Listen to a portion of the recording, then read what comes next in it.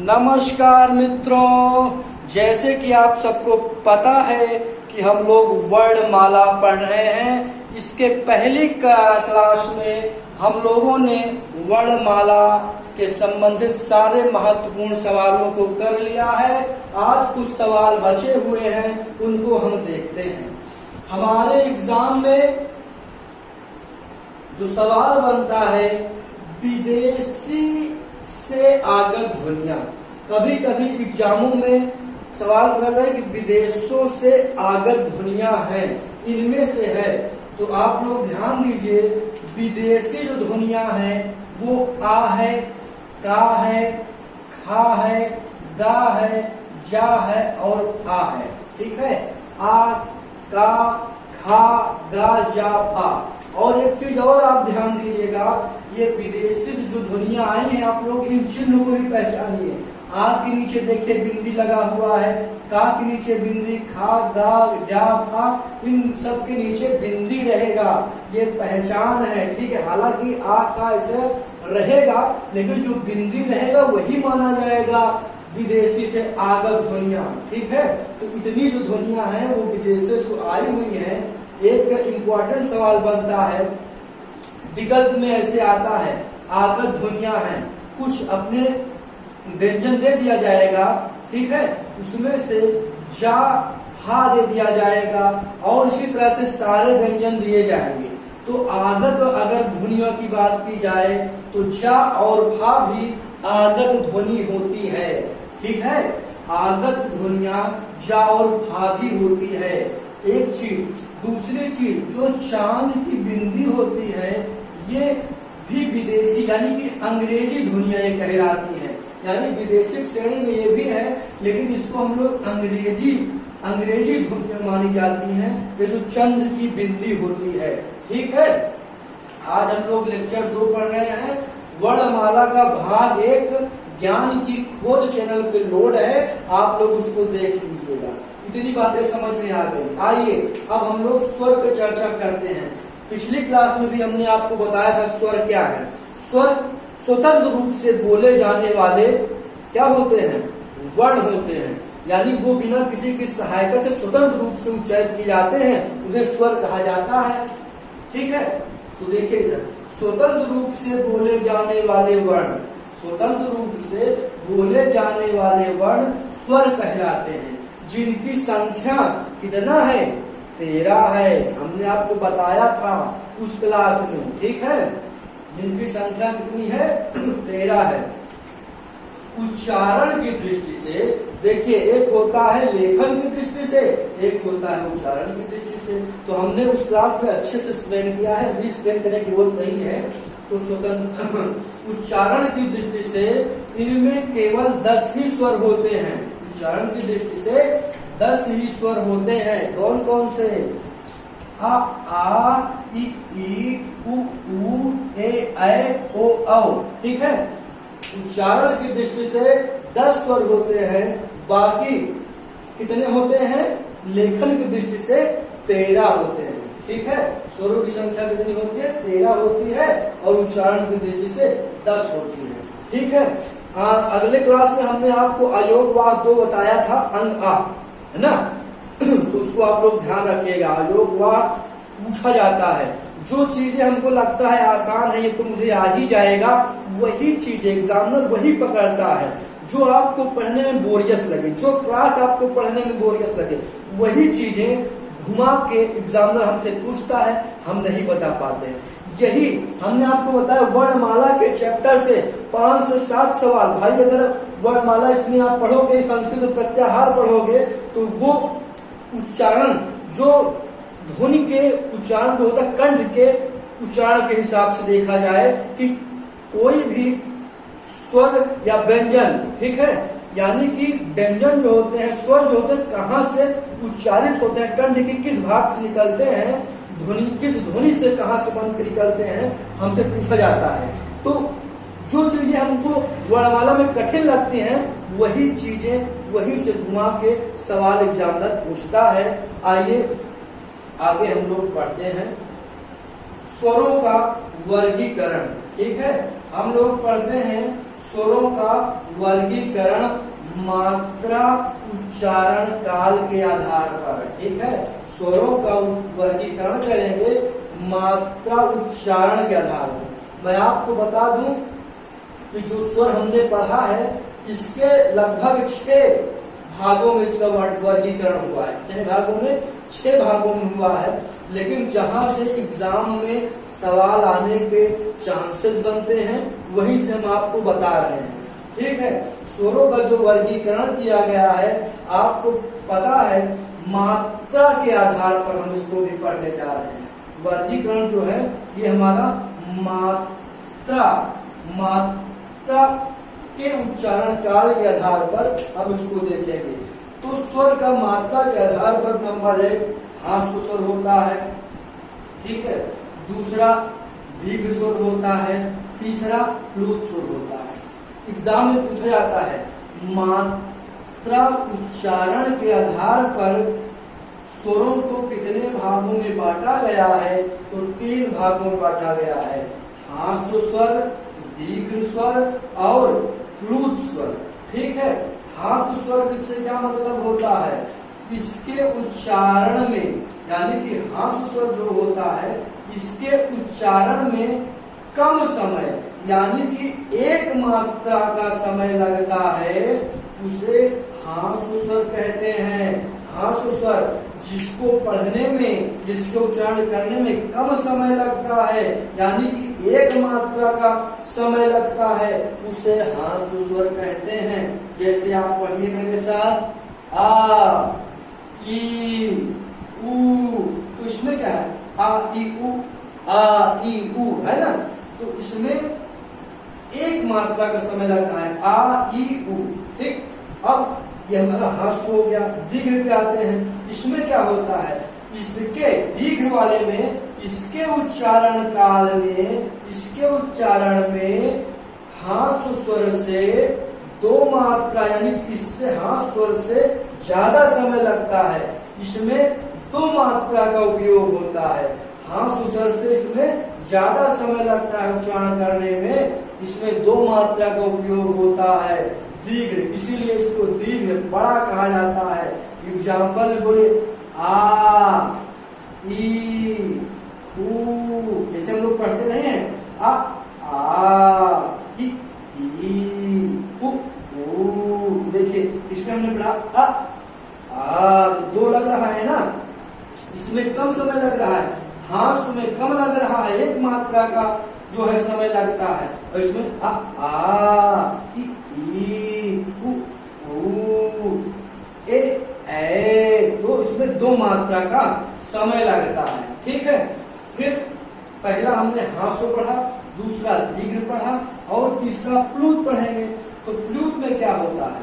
अब इसमें 1 मात्रा का समय लगा, इसमें 2 मात्रा का समय लगा, तो इसमें दीर्घ स्वर इसका दोनों का जो है, यानी कि ह्रस्व दीर्घ के बराबर प्लुत में समय लगता है, ठीक है।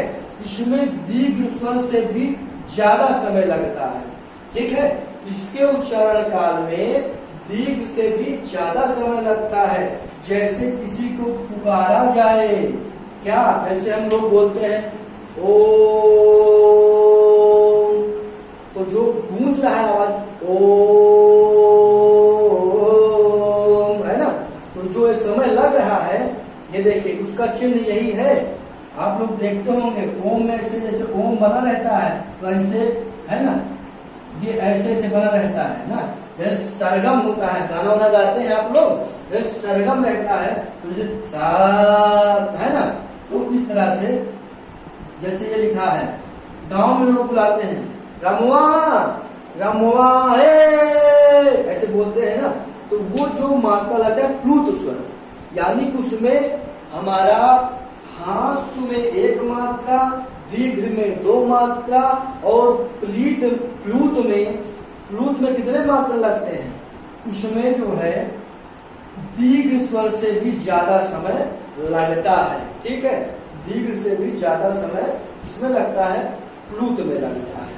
उदाहरण ओम हो गया, उसके आगे हम लोग ऐसे जस्ट टाइप का चिन्ह लगा देंगे, ठीक है। आइए नेक्स्ट, तो ये हमारा मात्रा के आधार पर हमने सीखा है। टेड में इससे सवाल बनते हैं, सुपर टेड में बनते हैं, हिंदी की जितनी प्रतियोगिता परीक्षाएं होती हैं हर जगह इससे सवाल बनता है, इसलिए हम आपको इसको बता रहे हैं। ठीक है, अब आइए, हमने सीखा मात्रा उच्चारण के आधार पर, अब सीखेंगे जीभ के प्रयोग के आधार पर। हमने बताया मुख्य रूप से 6 होते हैं, लेकिन हम लोग 3 ही पढ़ेंगे भी। ठीक है, अभी हम लोग जीभ के प्रयोग के आधार पर पढ़ेंगे, यानी कि जो ध्वनियां होती हैं, ठीक है, जो हमारे स्वरों से ध्वनि से निकलता है, कोई भी भाषा, कोई भी वाक्य बनता है ना, कोई भी चीज शब्द बनता है, तो जीभ के प्रयोग के आधार पर हम लोग क्या करेंगे, इस स्वरों का वर्गीकरण करेंगे। देखिए, पहला है अग्र स्वर। क्या है? अग्र स्वर। अग्र मतलब होता है आगे का हिस्सा, यानी कि जीभ के आगे के हिस्से से निकलने वाले स्वरों को अग्र स्वर कहा जाता है। जैसे आप लोग अपने मुंह से बोलिए ई, बोलिए ई, ए, बोलो, तो जीभ के आगे भाग का उपयोग इसमें होता है। ठीक है, यानी कि अग्र स्वर ये हो गया। मध्य स्वर, अगर आपसे कहा जाए जीभ के आधार पर 3 भागों में बांटा गया है और मात्रा उच्चारण के आधार पर भी 3 भागों में बांटा गया है। अग्र स्वर आपको समझ में आ गया होगा। मध्य स्वर की बात कर रहे हैं, आप बोलिए आ, आप आ बोलेंगे तो क्या होगा, आ, ऐसे लगेगा कि जीभ के बीचों बीच से आ का उच्चारण हो रहा है, इसलिए आ क्या हो गया, ये मध्य स्वर हो गया। अग्र स्वर में कहने का मतलब एग्जाम में जब भी आ जाए, कोई 3-4 ऑप्शन दे दे और उसमें कहे अग्र स्वर है, ई दिया है, तो आप उसको अपने मुख से, जीभ से बोल करके कंफर्म कर लीजिए कि कहाँ से निकल रहा है। अगर ई है तो अग्र भाग अग्र स्वर से निकल रहा है, जीभ के अगले भाग से निकल रहा है अग्र स्वर, तो ये अग्र स्वर हो जाएगा। जो आ है ये मध्य स्वर हो जाएगा। और पश्च माने पीछे। अब देखिए आ, तो ये क्या होगा, पश्च स्वर हो जा रहा है। ऊ, यानी कि जीभ के पीछे सिरे से निकलने वाला स्वर पार्श्व स्वर हो जाता है। ऊ, पार्श्व स्वर। ओ, जीभ के पीछे की तरफ से आवाज आ रही है, ओ, आओ, और ये चांद की बिंदी भी जो है अं, ये सब भी पार्श्व स्वर है। समझ में आ गया। अग्र स्वर के अंतर्गत ई, ए, मध्य स्वर के अंतर्गत आ, और पार्श्व स्वर के अंतर्गत आ, उ, ओ, औ, आं। ठीक है, ये हो गया। अब मुंह के द्वार खुलने के आधार पर हमने मात्रा उच्चारण पढ़ लिया, जीभ के प्रयोग के आधार पर पढ़ लिया, मुख द्वार खुलने के आधार पर हम लोग पढ़ेंगे। मुख द्वार खुलने के आधार पर स्वरों का वर्गीकरण। ठीक है, एग्जाम में कोई भी सवाल मिस ना हो जाए, इसीलिए मैं डीपली आपको पढ़ाना चाहता हूँ। ठीक है, और हम कह रहे हैं 5 मिनट 10 मिनट अगर किसी वीडियो को देख भी लिया जाए और अगर उससे 1-2 सवाल बन जाते हैं, जिसमें बुरा क्या है, इसलिए पढ़ना चाहिए, इसमें कोई वो नहीं है। और एक चीज और, बड़े बड़े भाई जो कोचिंग इंस्टीट्यूट है, हम लोग उनका स्तर तो नहीं दे पाएंगे, लेकिन मैं इस बात को चैलेंज करता हूं कि उनसे कम भी नहीं करूंगा। क्योंकि देखिए, जो ठोकर खाया रहता है, हम आपसे जुड़े हैं, हमने हर परीक्षा को टच किया है, बड़े से बड़े एग्जाम को टच किया है और छोटे से छोटे एग्जाम को हमने टच किया है। हम जितनी बार गिरे हैं उतनी बार सीखे हैं। हम हमेशा आपकी स्थिति को समझते हैं। जब कोई गिरता है, चोट खाता है, फिर खड़ा होने की कोशिश करता है, फिर गिर जाता है, फिर खड़ा हो, मैं उन सारे अनुभवों से अवगत हूँ। इसलिए मैं आपको, अगर आप मेरा वीडियो देखेंगे तो ये मेरा दावा है कि मैं आपको परास्त नहीं होने दूंगा, और आप उसको ध्यान से पढ़िए। ठीक है, ये मेरा दावा है। आइए, मुख द्वार खुलने के आधार पर विवित्र की इंग्लिश होता है ओपन, यानी कि जब मुंह खुलता है, यानी कि जब हम लोग आ बोलेंगे आ, तो विवित्र हो रहा है, विवित्र यानी कि ओपन, यानी कि ये हमारा मुख के आधार पर, मुख खुलने के आधार पर जो बड़ा आ होता है वो कौन सा स्वर है, तो वो विवित्र स्वर कहा जाएगा। अर्धविविक्त, अर्धविविक्त का मतलब होता है हाफ ओपन। ठीक है, विविक्त माने अगर ओपन होता है तो अर्धविविक्त का मतलब हाफ ओपन होता है। जैसे आ, ए, औ, आन, ठीक है। तो ये क्या हो गया, मुंह आधा खुला, इसमें विविध में आ बोलने पे आ मुंह पूरा खुल जाता है, और अनिवित में हाफ मुंह खुलेगा, ठीक है। आ ए आओ आ, इसमें हाफ खुल रहा है। समृद्ध मतलब क्या होता है, क्लोज। समृद्ध मतलब क्या होता है, क्लोज, बंद, ठीक है। तो जैसे आप ई बोले, ई ऊ, इससे आपका मुंह क्या होता है, मुंह बंद हो जाता है ना। और अर्ध समृद्ध देखिए, हाफ क्लोज। अर्ध समृद्ध का मतलब होता है हाफ क्लोज, यानी कि आधा मुंह खुला रहेगा और आधा बंद रहेगा। जैसे ए ओ, तो ये हमारा क्या है, अर्ध समृद्ध है।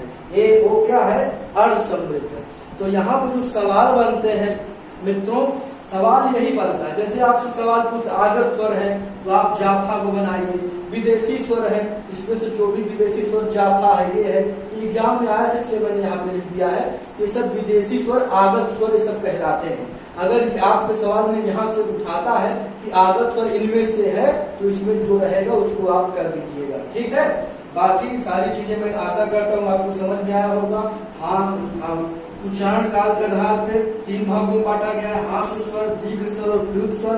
हास्य स्वर में 1 मात्रा का उपयोग किया जाता है, दीर्घ स्वर में 2 मात्रा का समय लगता है, और प्लुत स्वर में दीर्घ से ज्यादा समय लगता है। जैसे ओम, जैसे राम, जैसे राधे, है ना। जीभ के आधार पर अग्र स्वर ई है, ई ए है। अग्र माने आगे, जीभ के आधार पे आगे भाग से ई ए हम बोलेंगे तो अग्र स्वर कहलाएगा, क्योंकि जीभ का आगे के भाग से ये उच्चारित होता है, ठीक है। मध्य स्वर में आ होता है, क्योंकि जीभ के मध्य के भाग से वो उच्चारित होता है, ठीक है। और पश्च स्वर में आ उ ओ अन, ठीक है, ये पार्श्व स्वर होगा। इस तरह से इसको आप 1, 2 बार 3 बार वीडियो को देखिएगा। इससे भाई इस बात की गारंटी नहीं है, कभी कभी इससे भी 3-4 सवाल यही इतने में से पढ़ने को आदमी पूरा किताब पढ़ता है, कहीं एक जगह 4-5 सवाल पूछ लेता है।